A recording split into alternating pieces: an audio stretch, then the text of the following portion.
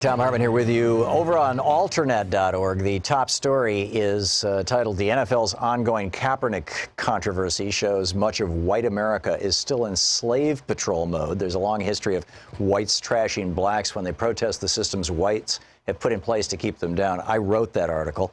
It just went up about an hour ago, just FYI. There's Dr. Crystal Fleming is writing not just about this, but also the whole Serena Williams thing, and how to be less stupid about race and gender, basically. She's the Associate Professor of Sociology and Africana Studies and Associate Faculty at the Department of Women's Gender and Sexuality Studies at SUNY Stony Brook, and the author of a forthcoming book. It's coming out this week or next week, How to Be Less Stupid About Race, on racism, white supremacy, and the racial divide. Dr. Fleming, welcome to our program. Hi, Tom. Thanks so much for having me. So glad to have you with us. In your book, Chapter 2 is titled "Listen to Black Women." Is there a tie in there to Serena? I'm sorry, I haven't had an opportunity yet to read your book. We just got a copy of it this morning. Yeah, well, I can't say that I prophetically predicted what would happen in the women's final this past weekend. I definitely do mention Serena Williams briefly in the book because I'm just a huge fan. I did happen to actually be at Arthur Ashe this past Saturday, so I was present when the debacle unfolded, and it's something that my followers on Twitter know I've been writing about ever since. And I have an op-ed that will come out, shortly. But yeah, I mean, I think so much of what unfolded Saturday afternoon just really illustrated, the intersections of racism and sexism in the lives of Black women, right? And in this case, an extremely high-profile Black woman. But yeah, there's a lot to unpack there. How do we... your book, the chapters, The Origins of Racial Stupidity, An Idiot's Guide to Critical Race Theory on racial stupidity in the Obama era. I'm so looking forward to reading all this. How do, in particular, white people learn through this process? I'll just tell you a real quick story of my own, and I'd love to hear your thoughts on it. I had this was maybe 3 or 4 months ago, a black caller who made a really, really brilliant point. And I said, "Oh, that was great. That was so articulate." And as soon as I got off that call, I thought, "Oh my God!" I remembered the whole Joe Biden controversy, and I thought, is that a word I normally use, or did did my own racial prejudices just pop to the surface? And so over the next 3 or 4 days, whenever a white caller would make, or somebody who sounded like a white caller would make a really good point, I would go out of my way to say, "That was really articulate," just to see how it felt coming off my tongue. And I was telling Nate this a couple weeks ago. It became very, very clear to me that that's not a word that I typically use when I'm talking to white people. And so, boom, Tom gets a lesson. Speak to that, and just generally how white people can help wake up to these issues. I mean, I think that's a great example that you just shared, right? Because one of the things I emphasize in the book is it's impossible to move forward and make progress on these issues without a change in consciousness. And that requires, a willingness to look at our own behavior. And I include Black folks and people of color amongst those who also need to look at our own behavior, simply because of how internalized oppression can work and how we're all exposed to white supremacy simply by virtue of growing up and being socialized in a systemically racist and white supremacist society. So I think, your example of sort of catching yourself and realizing maybe, in retrospect, right, oh, wow, I used this word in a way that, maybe might be linked to prejudice, right, even though you wouldn't want to. So right. There's this way in which also, when we become aware of our socialization, we realize that we perpetuate behaviors against our own will, right? And so I think, there's Jane Elliott. I think you're probably familiar with this anti-racist educator. She's in her 80s now, I think, and she's the teacher who, right after the assassination of Martin Luther King, did this social experiment in her class, right, where she divided the class into brown-eyed versus blue-eyed kids, and then, tried to teach them about how stigma and racism and prejudice work. And one of the things she always says is that even after decades of doing this work, of being both an anti-racist educator and, working on her own implication in the system, the work is still ongoing. Like, it doesn't stop, right? So Sure. What can white people do? I mean, I think at the very least, becoming more aware, particularly of what Black folks and indigenous people and people of color live through and experience, and really amplifying and listening to the knowledge, right, that Black folks and people of color have about the way the system works. But I also talk about in the book that, consciousness raising is not enough, because we're also in this period where, sort of the politics of wokeness, right? Like, I'm so woke because, I can say that racism exists, right? Which is a very, like low level, It's a low threshold, yeah.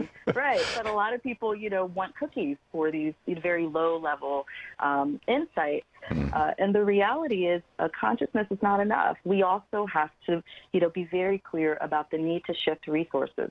Right. So shifting resources certainly around issues of racism and how people of color and Black folks have been and still are systemically denied, whether we're talking about economic, political, social resources, but also, linking that fight to the fight to shift resources to the poor, to working people, to exploited and marginalized folks more broadly. And that's also something I talk about in the book, right, which, these are the connections I know, Thom, that you also make, that one of the things that Martin Luther King talked about that gets erased is that he connected the fight against racism to the fight against poverty and capitalist exploitation and the fight against militarism and endless war. Yeah, right? and in fact, those are major themes and throughout his life, but particularly in the last few years of his life.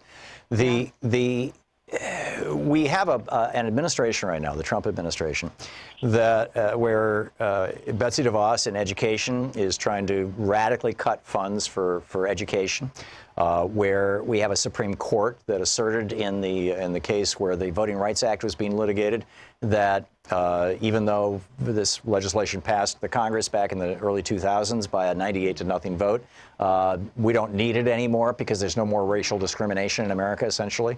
It seems that so much of this is going backwards.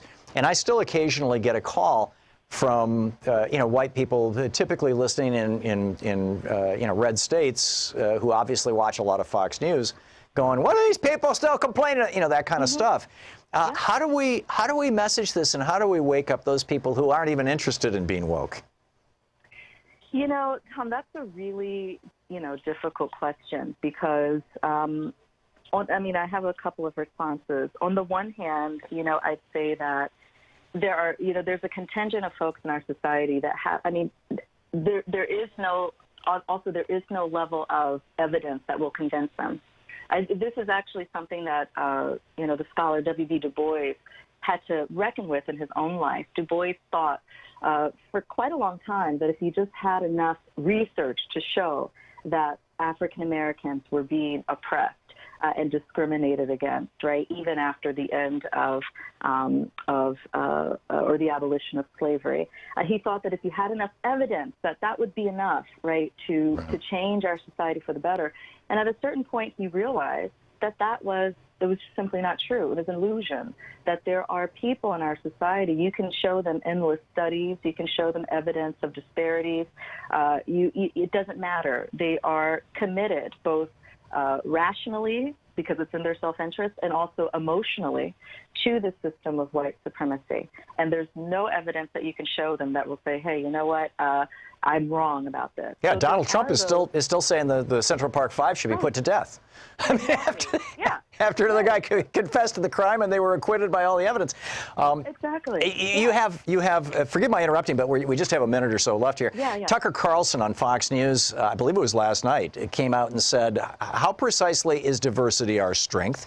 He says, since you've made this our new national motto, please be specific as you explain it. Well, I thought our old national motto was E pluribus unum, out of many one. But nonetheless, this